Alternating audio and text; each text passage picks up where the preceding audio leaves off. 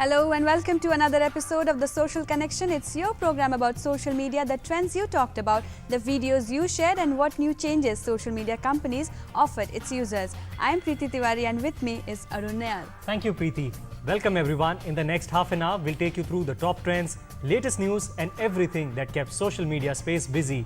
But first up, let's take a look at what we have in store for you in this edition. Facebook ties up with 9 publishers to launch instant articles. The feature will let stories load 10 times faster than standard mobile web articles.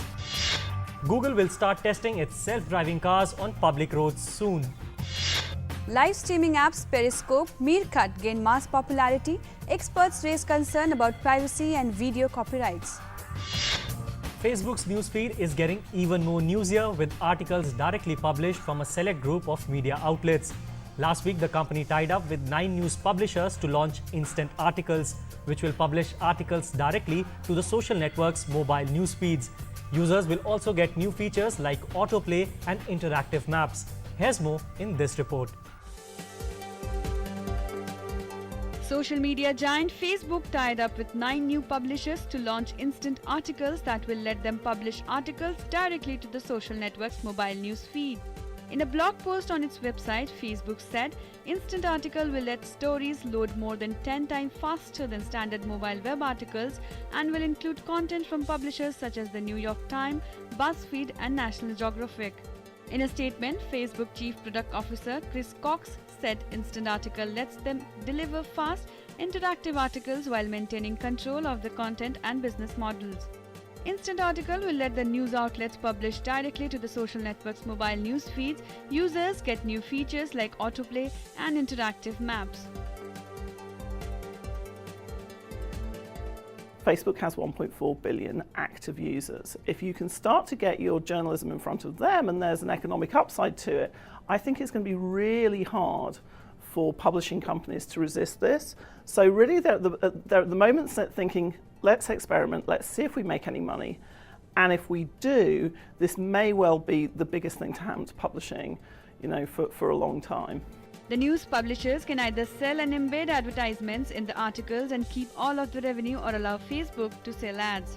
And the most valuable thing you can have now as a publisher is data. It's like, who is reading you? How long are they reading you for? How can you turn that data into money? And that's what Facebook does almost better than anybody else in terms of online, because as well as 30% of American adults finding their news on Facebook, and that was last year, so it's probably higher this year.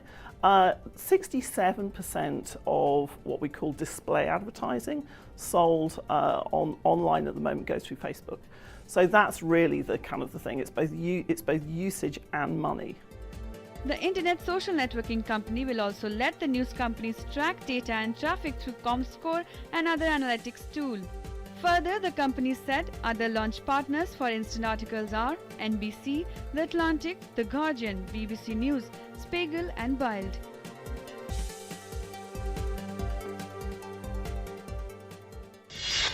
Search engine giant Google releases video of its self-driving cars that will begin testing on public roads this summer. Unlike the original prototypes, these cars will have steering wheels and brakes, so testers can take over driving if needed. Take a look. Google will start testing its self-driving cars on public roads this summer in the Mountain View, California area. Unlike the original prototypes, these cars will have steering wheels and brakes, so testers can take over driving if needed. John O'Dell of Edmunds.com says the technology is ready, but the real issue is getting people to accept them, getting people comfortable with the idea that the car can drive itself and that all the other cars around you are driving themselves and you don't have to do anything. And it's getting the legal system and the regulatory system and the liability system to understand how to cope with these cars. Google will test new safety features, including a foam front end and a flexible windshield. It also said the speed of the prototypes will be limited to 25 miles per hour to lower the likelihood of severe injury in a collision. Google disclosed that its self-driving Lexus vehicles had been involved in 11 accidents on public roads near its Mountain View, California headquarters. But Google said they weren't the fault of the cars.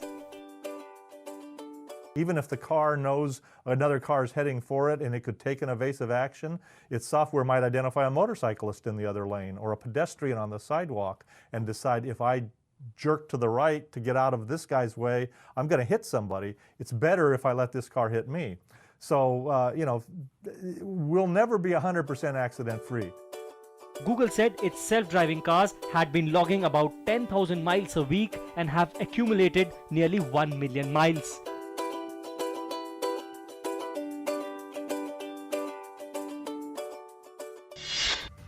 Live streaming apps such as Meerkat and Periscope that allow users to broadcast events live from their mobile devices are the next big thing in social media. The apps allow for real-time video broadcasts from mobile devices, allowing users to stream it to their Twitter followers. Take a look. Live streaming apps have gotten plenty of attention in 2015, ever since Meerkat stole the show at its launch at the South by Southwest Festival in March, followed by the meteoric rise of Periscope, its Twitter-owned rival that launched shortly after. The apps allow for real-time video broadcasts from mobile devices such as smartphones and tablets, allowing users to stream it to their Twitter followers and anybody who tunes in, lured in by catchy headlines and hashtags. Both apps have gained huge number of users in a short period of time. Meerkat founder Ben Rubin revealed at a recent New York tech conference that the popular app boasts almost 2 million users, while Periscope hit the first million mark in just 10 days, according to Twitter CEO Dick Costello. Sean Van Every, the professor at New York University's Interactive Telecommunications program, says that people are drawn to the app's ability to watch something as it happens. I think there's something special about live. I think that there's something special about watching something live as well, right? The act of witnessing, right? The act of seeing something as it unfolds, where anything could happen, I think really keeps people's attention. Live streaming is hardly a new idea, and many startups have tried and failed to make it mainstream. Boosted by their celebrity users such as Katy Perry and Jimmy Fallon, both apps seem to have grabbed the masses' attention, although the broadcasts are mostly limited to mundane things such as people walking in their neighborhoods, showing off the content of their refrigerators, and driving inside their cars. Right now, there's a lot of very narcissistic behavior, right? A lot of people sort of, broadcasting from just their daily lives or talking to their audience in much the same way people do video blogs and things like that. I think that where we'll really see it excel is in sort of live events, where a lot of people want to watch that simultaneously and want to witness it unfolding. Brooklyn-based digital strategist Azim Khan has been testing the apps for optimal viewership. On May 7th, he was broadcasting a rally from New York's Union Square, where fast food restaurant workers were calling for higher wages. His broadcast drew around 15 people for the first minute, after which most people left the stream. I think that medium length, 2 to 3 minutes, has seemed to be the best. And you start seeing after that, unless it's something that's really interesting, that it starts tapering off. And the first minute is really when people start tuning in. And so if you can keep their attention, they'll stay. But a lot of the times they stay for a really short period of time and then just leave the stream. Khan said that he sees many possibilities for live streaming apps in the future, including for journalistic purposes and direct sales. But many also fear that it will encourage video piracy, as it was the case with the much hyped up fight between boxing stars Floyd Mayweather Jr. and Manny Pacquiao on May 2nd.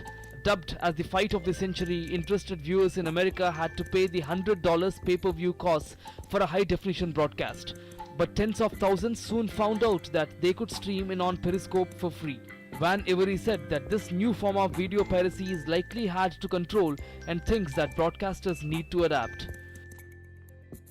If I were an executive at a broadcast company, I would think about, let's make it as easy as possible for people to see our media, broadcast it, and still monetize it, instead of allowing it, instead of trying to control that and thereby pushing people to pirate it. I think that the technology is out there and it's not going to go away. Even if Periscope shut down and started to turn that stuff off, tomorrow somebody will release something that doesn't turn it off, and it'll be a cat and mouse game, and it'll just continue. Meerkat is available for iOS and Android, while Periscope is only available on Apple devices. However, Meerkat videos cannot be rewatched later, while Periscope allows users to save and replay videos later for up to 24 hours. Well, we are heading for a short commercial break. We have lots of interesting stories coming up. Stay tuned and keep watching DD News.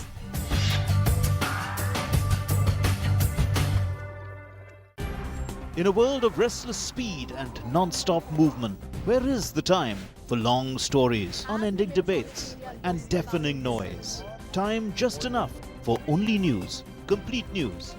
5 minutes, flash 15. Only on DD News.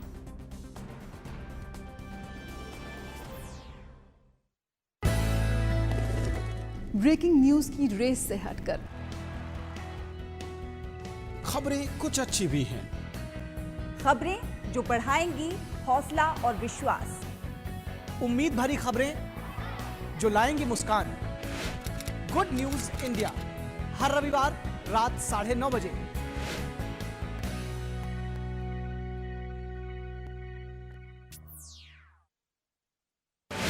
Now the national news channel of India, live on your mobile phone.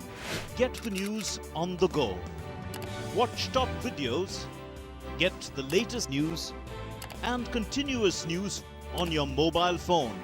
Download DD News app now. Visit the Android Play Store, search for DD News, download the app to your phone. Get the power of information at your fingertips. DD News. Only news, complete news.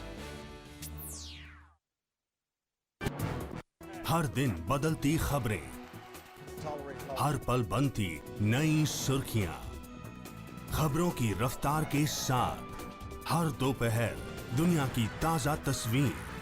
दोपहर समाचार रोजाना 2 बजे सिर्फ DD news पर।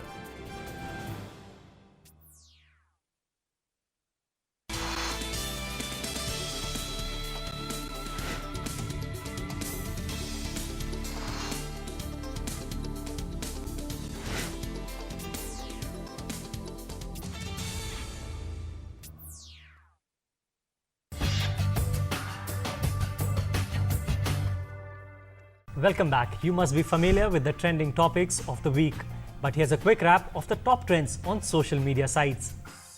The 8th edition of Prime Minister Narendra Modi's Mann Ki Baat took place on Sunday.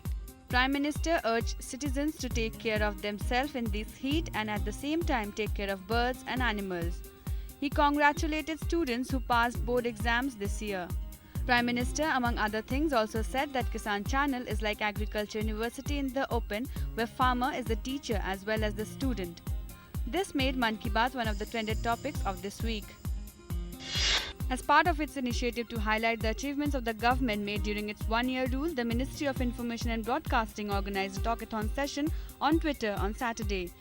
Union Minister Smriti Irani, Piyush Goyal and Nirmala Sitharaman participated in the session and answered questions posted on the social networking site. World Bank Chief Jim Yong Kim hailed Prime Minister Narendra Modi, saying that the world needs more leaders like him. World Bank Chief said that India is truly on the cusp of major progress in reducing the number of people who live in extreme poverty. And World Bank Group is also committed to working alongside India to help the vulnerable. Also, Prime Minister Narendra Modi marked 1 year in office with ruling NDA government at the centre. On the occasion, PM Modi said he is relieved that the bad days are gone. This made #PM Narendra Modi and Jim Yong Kim top trends on social media. The CBSE declared results for class 10 and 12 this week, and girls once again topped the list over boys. In a new move, the IT Ministry has said that this time the certificates to the students will also be made available in digital format. Delhi girl Gayatri was declared All India topper in class 12 results, while 97.32 was the passing percentage for the girls in class 10 this year. We are heading for another short break, but we'll be right back. Stay tuned and keep watching DD News.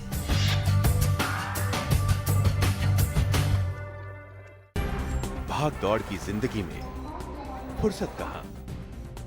लंबी कहानी के लिए, खूब सारी बहस के लिए चाहिए केवल खबर, जल्द खबर। बस 5 मिनट में 15 खबरें, सिर्फ डीडी न्यूज पर।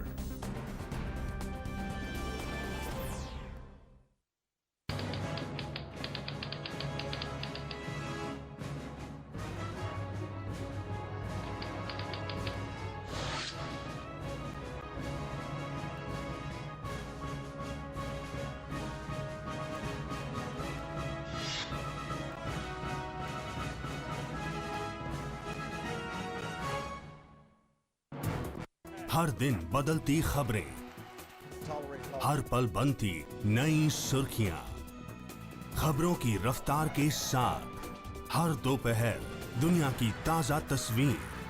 दोपहर समाचार रोजाना 2 बजे सिर्फ डीडी न्यूज पर।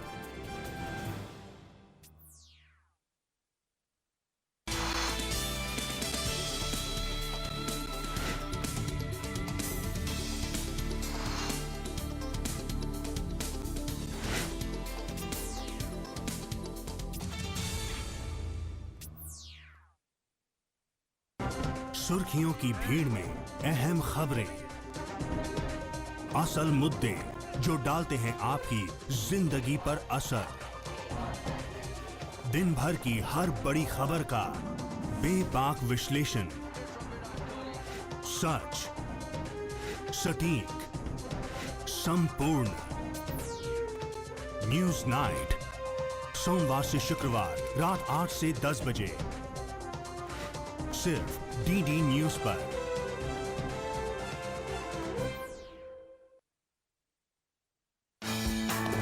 सुबह का सही आगाज ताजा खबरों के साथ, सुर्खियों के आईने से देश विदेश की सही तस्वीर और दिन के हर पहलू पर नजर। नया सवेरा सोमवार से शुक्रवार सुबह 7 बजे सिर्फ डीडी न्यूज पर।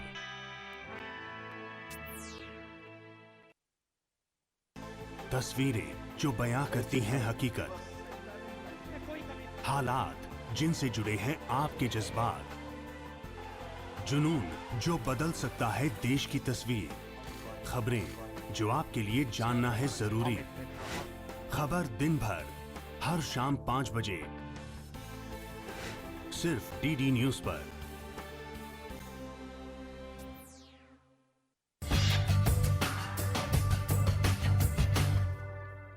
Next up, some news from China as an environmental non-profit organization has tried to bring greater transparency to the fight against pollution in the country. An app displaying emissions data from polluting firms has been launched in China. Called Blue Map, it compiles emissions data which is supplied by the factories themselves to local governments and allows users to see which companies are exceeding the official standards. Take a look. A new app is bringing greater transparency to China's first against pollution by displaying emissions data that the public can easily monitor to identify the worst polluters in their area. The Blue Map app compiles emissions data which is supplied by the factories themselves to local governments and allows users to see which companies are exceeding the official standards. That's welcome news to people like 42-year-old bicycle repair shop owner Wang Sheng in Shanghai. His shop faces one of the entrances to the Sinopec Gaoqiao thermoelectric power plant and chemical facility. He and others had complained of a bad smell and something in the air that made their eyes water, but as is common across China, they felt powerless to do anything about it. Who knows who's helping us common people investigate? No one ever comes here. Who's there that can investigate for us?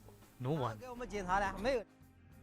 Now the hourly readings of the plant's emissions can be accessed on this app, which allows users to track and report the country's worst air and water polluters. A reporter who checked the app over the past week found that the Sinopec plant at times was belching out twice the amount of nitrous oxide than the standard permitted amount, according to data gathered from the plant's own monitoring devices. The app, developed by the Institute of Public and Environmental Affairs and launched at the end of April, offers an interactive map that allows users to view polluting firms in their area. The app allows them to share the figures on social media and even report the firms to the local Environmental Protection Bureau. For Ma Jun, the founder of the IPE, bringing the information into the public domain will make it increasingly difficult for local governments to protect polluting businesses as awareness of the huge environmental challenges facing the country continues to grow. So far, Ma said the app has been downloaded more than 3 million times. 那么你实际上是在 empower the public. In reality, you are empowering the public. You are giving the public the power of knowledge and the power to monitor. This way, in the long run, certain types of protection local governments give to polluting industries will be greatly 这 constrained. 个环保部门的 Ma said the government's willingness to supply the data took him by surprise, but he believes it's an indication of the official resolve to tackle pollution. 民众和政府之间的这样的 citizen 和政府之间的互动。 I think previously there have been this extent of interaction between the public and the government. I think this is a very good experiment. I hope this experiment can lead to a more effective solution to the pollution issue. This way there will be more faith and more openness, and there will be more encouragement for public participation. 这样呢，就可以有更多的信心。 Relying on government data to build the app is part of an approach taken by the IPE that seeks to involve all stakeholders, including the local authorities and even the polluting industries themselves. In China, where advocacy work by civil society groups is often subject to government constraints, Ma believes this is the best method to bring about concrete change. However, he said that relying on government data did have its weaknesses. Despite indications from the top that tackling pollution is a priority, at the local level, the willingness to engage on the issue varies greatly across the country. 我每次在看我们的这个 app 的时候，我看到就是一些地区。 Every time I look at our app, I see some places where the polluting enterprises, these violating and over-polluting industries are a concentrated mass of red. But to be honest, I'm not that concerned about these places because I know that they have the courage and determination to publish this data. They've already decided to face this issue. If they face the issue and publish the data, they have to have the motivation to solve the issue. But I'm concerned about the places where it's still just blank.